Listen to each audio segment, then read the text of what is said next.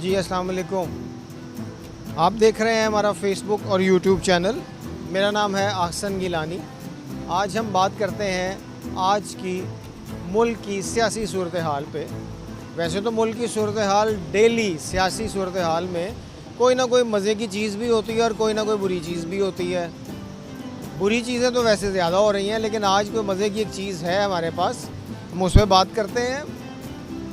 आज आसिफ अली ज़रदारी साहब का एक बयान आया है। आसिफ ज़रदारी साहब साबिक सदर हैं, पीपल्स पार्टी के वाइस चेयरमैन हैं, साबिक बेनज़ीर भुट्टो, साबिक वज़ीर आज़म बेनज़ीर भुट्टो उनके शौहर हैं और बहुत कुछ हैं। उनके बारे में कुछ कहना तो मैं कहता हूँ, समझता हूँ कि सूरज को चिराग दिखाने के मुताबिक जैसा है। लेकिन बहरहाल बात करते हैं उनकी बात की। उन्होंने कहा है जी कि वो जब चाहें इलेक्शंस करवा सकते हैं, जब वो कहेंगे तब इलेक्शंस होंगे। बात ये है कि उनका दावा बड़ा मुझे तो मज़ा का खेज़ लगा है और वो न जाने किस भूल में बैठे हुए हैं कि हमारे यहाँ पे तो एक ही बात होती है ना कि लेके कौन आया, पीछे कौन था, किसने आगे चलाया सारों को। तो ज़रदारी साहब न जाने किसी की बात पे कह रहे हैं। अभी तक तो वो पर्दा के पीछे छुपे हुए थे। उन्होंने अपने साहबजादे बिलावल साहब को आगे किया हुआ था, वो सैर कर रहे हैं, दुनिया की मौज कर रहे हैं। लेकिन ज़रदारी साहब का ये दावा बड़ा अच्छा लगा मुझे कि वो जब चाहेंगे इलेक्शंस करवा लेंगे। यानी इस्टेब्लिशमेंट के बहुत सारी गुड बुक्स में वो आ गए हैं। इससे पहले PDM की 13 जमातें भी थी, सारी गुड बुक्स में हैं। लेकिन ज़रदारी साहब का यह बयान उन सब से अलग है। देखते हैं कि वो क्या करते हैं। उनका दौरे हुकूमत जो 2008 से लेकर 13 तक गुजरा है, पीपल्स पार्टी का सदारत उन्होंने की है। सिर्फ एक वही थे जो 5 साल सदर के तौर पे वो गुजार चुके हैं। उन्होंने अपनी हुकूमत को गिरने नहीं दिया। हाँ, गिलानी साहब की छुट्टी हुई एक बड़े ही अजीब से मज़ाक़ा खेज़ केस में। उसके बाद राजा रेंटल साहब आए। राजा परवेज़ अशरफ आजकल वो कौमी असम्बली के स्पीकर भी हैं। तो ज़रदारी साहब का कहना मुझे बड़ा अजीब सा लगता है। एक बात उन्होंने इसके साथ और भी कही कि 2 माह तक इलेक्शंस नहीं होंगे। भाई मेरे ख़्याल में तो 2 माह क्या, ये साल पूरा ही इलेक्शंस का नज़र ही नहीं आ रहा। इसलिए कि अभी तक कोई डेट, कोई ऐसी बात इस हुकूमत ने PDM की नहीं की है कि कोई इलेक्शंस की तरफ जा रहे हैं।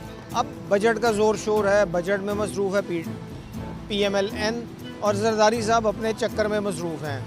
तो ऐसे में कोई बात ऐसी नज़र नहीं आ रही जिससे हम कह सकें कि इलेक्शंस हो जाएंगे। दूसरी बात मज़े की जो ज़रदारी साहब ने और की है, उन्होंने कहा है जी कि उन्होंने जब वो क़ैद में रहे हैं तो उन्होंने बहुत सारी इकोनॉमिक्स पे किताबें पढ़ी हैं और वो जब आएंगे हुकूमत में, उनके ख़्याल में अगला हुकूमत जो है वो पीपल्स पार्टी की ही होगी। तो जब आएंगे तो वो मुल्क की इकॉनमी को ऐसा बूस्ट देंगे कि आपके पास फॉरेन रिज़र्व जो हैं वो 100 अरब डॉलर के होंगे। ये मेरे ख़्याल में पहली वाली बात से भी ज़्यादा मज़े का खेज़ है कि आपके आने के बाद आप इकॉनमी को पता नहीं कहाँ से कहाँ पहुँचा देंगे। मैं इनको याद दिलाता चलूँ कि जो पिछला 2008 से 2013 तक पीपल्स पार्टी का दौरे हुकूमत गुजरा है, उसमें इकॉनमी की सूरत हाल क्या थी, ज़रा वो थोड़ा सा उस बात को याद कर लें और उसके बाद ये बात करें और ऐसा दावा करें।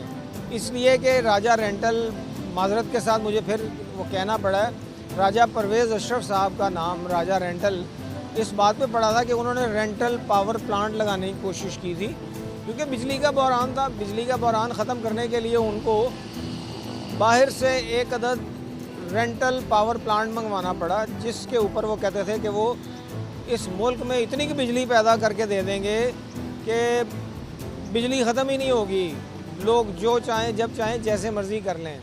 लेकिन इसके अंदर जो दूसरा स्कैंडल चला था कि 400 अरब रुपया उन्होंने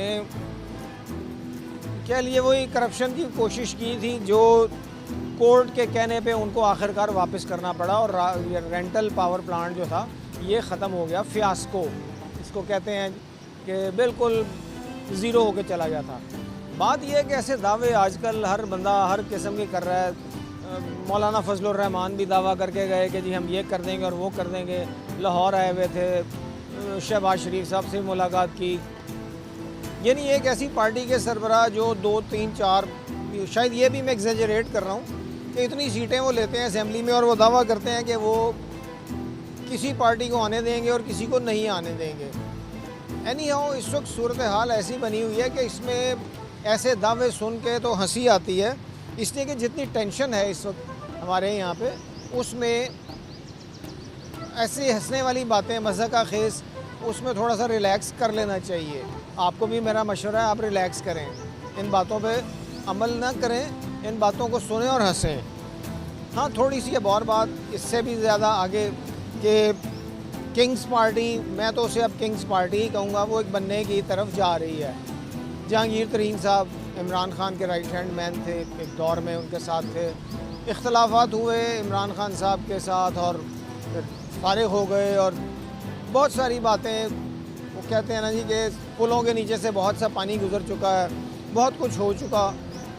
अब उन्होंने ऐलान किया है कि वो पार्टी लॉन्च करने जा रहे हैं जी, किंग्स पार्टी, ऐसा ही कह सकते हैं हम, समझते अब यही हैं। इसलिए कि इस पार्टी को जो शुनीद है या जो कह लीजिए दावे किए जा रहे हैं कि गवर्नमेंट और जो इस्टेब्लिशमेंट है उसकी भी सपोर्ट हासिल होगी, इसलिए कि पीटीआई को फारिग करना है। पीटीआई को तो खैर फारिग कर चुके अभी तक, वो बात हम बाद में करेंगे।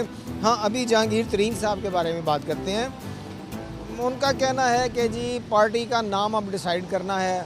बहावलपुर से आए हुए लोगों से भी वो मिले, जो इलेक्टेबल्स विद इन कोर्ट्स, उनसे वो मिले हैं। लाहौर से भी, आजकल लाहौर में कह रहे हैं कि उन्होंने डेरे डाले हुए हैं, लोगों से मिल रहे हैं। अब पार्टी का नाम डिसाइड हो रहा है। पहले तो पीटीआई के नाम के ऊपर ही चल रहा था, लेकिन अब कहते हैं जी कि पाकिस्तान डेमोक्रेटिक पार्टी, पीडीपी, इसी दौर में, एक दौर में ये पार्टी इस नाम की मुझे याद पड़ता है कि थी, या मुस्लिम लीग, वही जो मुस्लिम लीग हर एक के हाथ चढ़ जाती है, उसमें अब जिन्ना का जे का शामिल होगा, तड़का लगेगा।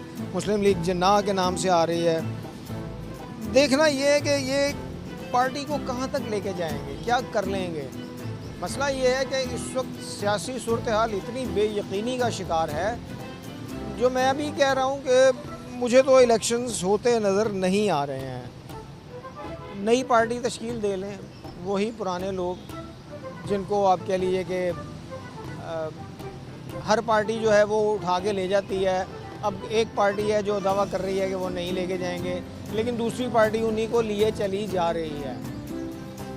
देखना ये कि ये पार्टियां, ये लोग आगे करते क्या है, इलेक्शंस करवा सकते हैं, हो सकते हैं कि नहीं हो सकते।